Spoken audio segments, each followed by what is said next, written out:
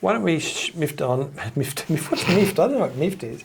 Why don't we move on to the next? I think you're trying to do move and shift. Sure, I was trying to move and shift at the same time, and I contracted that. Yeah.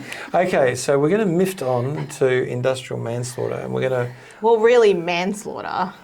So, Nina, on the HSG asphalt case, two different cases. One is a criminal case, one is a safety case.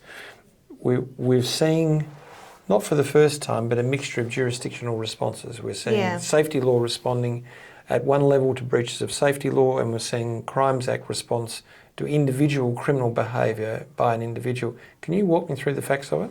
Yeah, I think this case will be familiar to a lot of the listeners because we talked about it years ago because it's just taken so long for them to finalise. But it was the really crazy case where they were drinking after work. One of the employees operated a skid loader and was skid loader?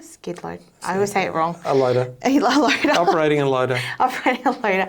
And was messing around and then tried to go towards another colleague and try to lift him and then charged him and it ended up running him over. Yep. So really terrible negligent conduct. Yeah. And so the company was charged under safety legislation because they had a practice where they would leave the keys in the loaders because no one if someone needed it, they could, but they didn't assume that people would do such stupid things. After hours drinking, Yeah, but interesting in this case, they couldn't charge Mr. Bell, who was the one who was operating in the unsafe way because he wasn't an officer. So he couldn't be charged with industrial manslaughter. But the police said, no, we're going to charge you under the Crimes Act. And he ended up getting 7 years jail. 7 is a maximum of 25. Yeah. So he got 7 years jail. And I guess that comes back, I talked about Colbert, which was a truck company owner who, after a near miss where brakes failed, then directed a driver to drive again. The driver thought the brakes had been fixed and he knew they hadn't been. And then there was a fatal incident. He ended up with 9 years jail, appealed and failed. But interestingly, we've got cases like R and AC Hattrick, which says quite clearly that not only individuals can be charged under Crimes Act manslaughter, but companies can. Well. In that case, there wasn't sufficient. And there's only been one case where it's been charged because it's really hard. That I think what they say is unless you can prove that someone who was controlling mind, like a director or someone, was involved in it to control the mind of the company, then it's really hard to make it stick. Which is Dembo, the next case, yeah. But I guess why we're talking about this, which I was really interested because I did not know this was possible, is that it doesn't just end with OHS law, right? There's always been the possibility for the police to bring criminal charges as well. Which is Colbert, the South Australian It's case. not common because police like to leave it to work safe, but I suspect if we start seeing more cases like this where it is really, really reprehensible behaviour by the individuals and they get off scot-free from not being an officer, then I can't see the police not charging them. I think, taking that a step further, I think it would be hard. I think there was evidence here that this guy could have been charged with reckless endangerment. I think there's sufficient to get the subjective element up there, but the maximum he could get is 5 years, and in the safety jurisdiction, he'd only be looking at 1 or 2 years. And clearly, the two groups have got together and said that is not enough, and the police. So I think the interesting part about this case is it's a warning out there that for people who are non-officers, Colbert was an officer, but for non-officers, that there will be this liaison or support between WorkSafe and the police and saying, look, what we have as a deterrence is not enough. Yeah. We want you to take it on. And that's really why we put this on, because I think this will start a trend. Yeah, I agree, and I think not a lot of people know about this. And I think you're right in terms of them targeting him because the actual fine for the employer was really low. It's $80,000. Yeah. So they clearly knew that the fault was with the employee because they went obviously against all the safety precautions and everything But it just didn't have the sentencing power under the safety legislation to be the proper deterrent. So I think that's our learning from this case. But why don't we get on to the case study? Jules relaxed in his office. He was worn out from the weekend's work but felt satisfied. He had landed the deal. Family Fund was an online investment platform for SMSFs. Self-managed super funds, for those who are wondering.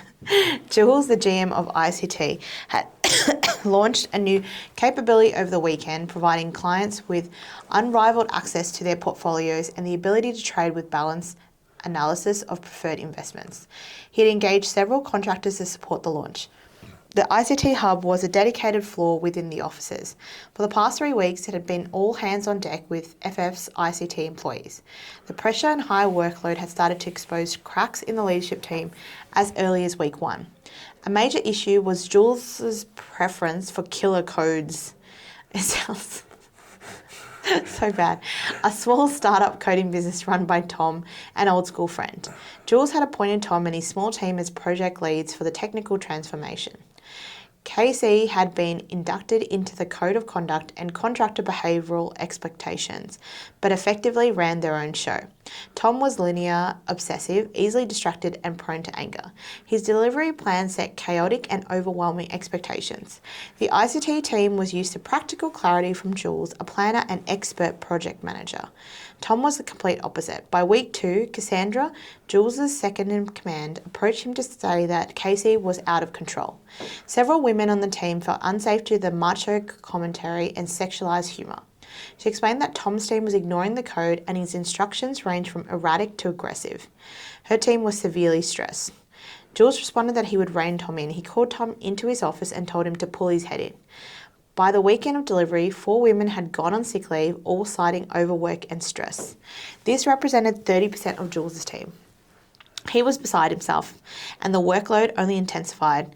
On Friday, Cassandra came to Jules in tears. She told him Tom had been making repeated sexualised comments to her, rubbing her shoulders when she looked tired and hinting at going on a date once the project was complete. Jules dismissed it, saying, "Ignore it. He doesn't mean it. I need you here over the weekend to land this. He'll be gone then." She felt shattered. Back in her office, Tom appeared at the door. He was furious. "Don't go spreading lies about me to Jules, you effing bitch, or I'll do you over." She was speechless. She sat at her desk and cried. 30 minutes later, Tom returned with flowers. He apologised, and as she stood up, he reached out, hugged her, and kissed her. Ugh. She tried to push past him, but he wouldn't let go and blocked the door. Then he stopped, laughed, and said, "See, I know where to find you." God, I feel like they're getting worse and worse. Are they getting worse, are they? Yes. I'm sorry. I do the best I can. Gosh. What are the causes of... This is problem number 250, okay? Yeah, no. It's hard work out there. What are the causes of action under discrimination law? Well, they're obvious, yeah, aren't they? But I guess what I wanted to say is we keep forgetting that the obvious discrimination and harassment claims are there, both direct and indirect discrimination and sexual harassment. So you've got 3 to start with, but don't forget hostile workplace. And the hostile workplace would make this would make this the money claim, because it shows that a whole workforce, a whole cohort of women are being damaged by the behaviour, and Cassandra is an example of that behaviour. Okay, yeah. So your general damages would go through the roof. Yeah. And secondly, you've got aggravating damages that would arise as a result of standing in the road, preventing her from getting out, the sexual assault after he came to apologise. You've got a victimising behaviour that sits in on the middle of it. And also vicarious liability, right? Oh no, well that's once just say it was in Victoria, which is section 112.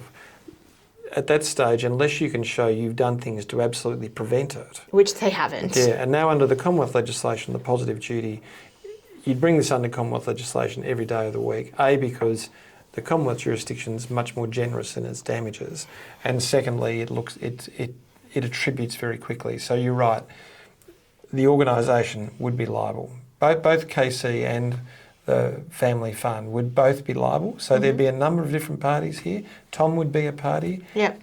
But you're answering the second question. Sorry, who would be invited to the claim? Yeah, yes, all those people. What was the guy who was in charge of? Who's Tom? Jules. Jules. So Jules would be in deep trouble. Deep trouble. Yeah. Jules, by the way, would have been terminated by this stage in any organisation. So you've got to understand the impact here is much broader than just parties' legislation.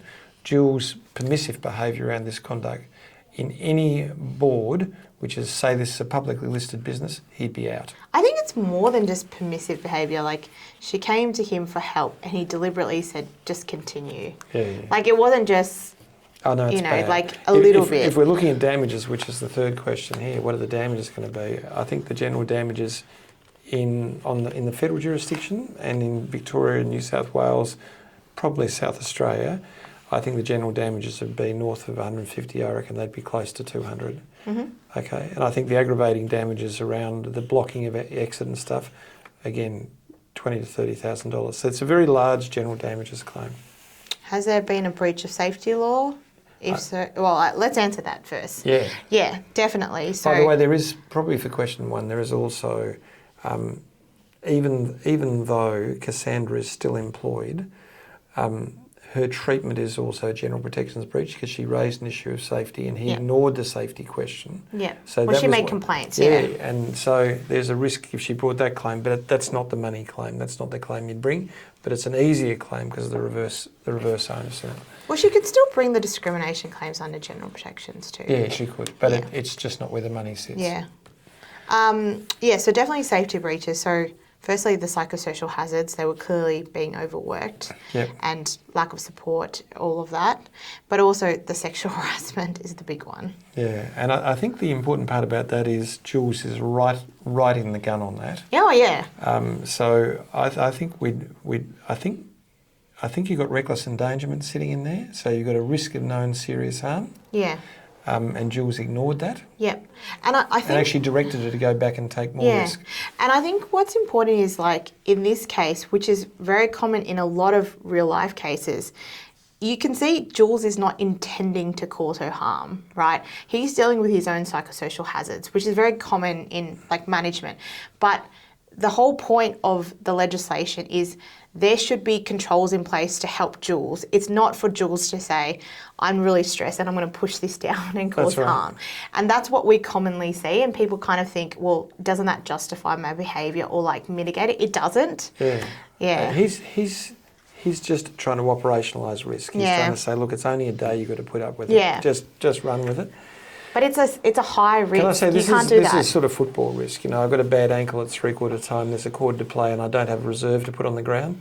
Just get back out. You'll be fine. Then you have an ankle like mine that I can't run on ever again because I was sent back out to play a last quarter with what was a broken ankle. Yeah. So be aware of that sort of stuff. Would Cassandra, other women concerned, have workers... We have to talk about... Did we talk about who would be prosecuted? Yeah, I think we did. Everyone's going to be prosecuted. And what would the penalty be? Oh, okay. Sorry, we didn't quite talk about that. So let's start business. Jules' business, FF.